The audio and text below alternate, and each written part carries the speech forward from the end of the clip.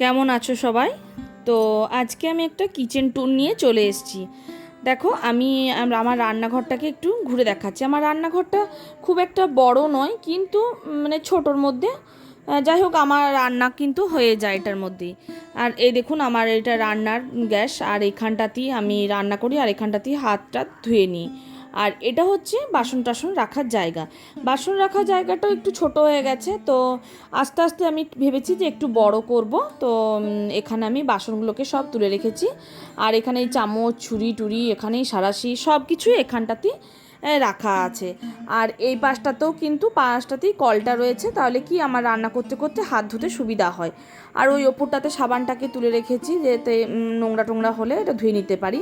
আর এখানে আমি একটা নিয়ে এসেছি ওই বেগুন টমেটো পোড়ানোর জন্য একটা রুটি শেকার মতোর একটা, তা মানে কি বলবো ওটাকে, শেকার মতো জিনিস নিয়ে এসেছি। আর এখানটাতে সব খাবার টাবার রয়েছে, এখানে নিচটাতে ছেলের খাবার রয়েছে, আর ওই যে ওপরটাতে মুড়ির ডাব্বা টাব্বা সব রয়েছে।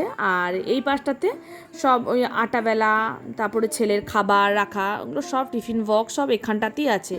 আর এই পাশে একটা মিক্সার রয়েছে, আর এইখানে মিক্সিটা রয়েছে।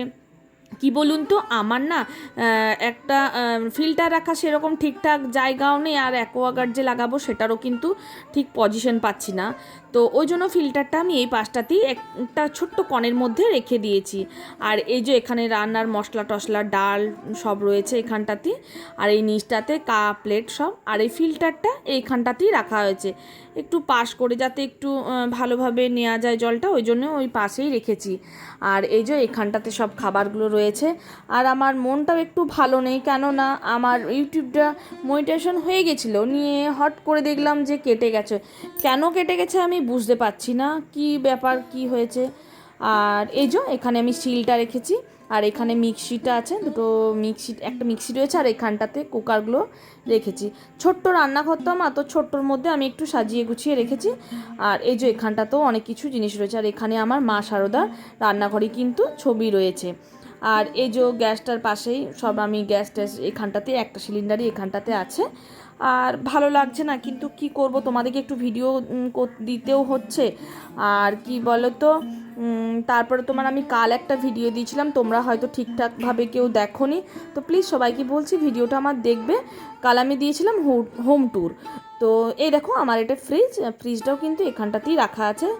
আর ছোট্ট রান্নাঘর, তাহলেও কি হবে যে একটু একটু সব এখানটাতেই রাখা হয়েছে। আর এই যে ফ্রিজের মাথাতে আমটা রেখে দিয়েছি, কেননা ফ্রিজটা খুব একটা বড় নয়, ছোট্ট ফ্রিজ। তো ফ্রিজের মাথাতে আমি আমটা রেখেছি, আজকেই নিয়ে এসছে বাজার থেকে। আর যে এখানে ফল টল কোল্ড ড্রিঙ্ক সস সব কিছুই এখানে রয়েছে।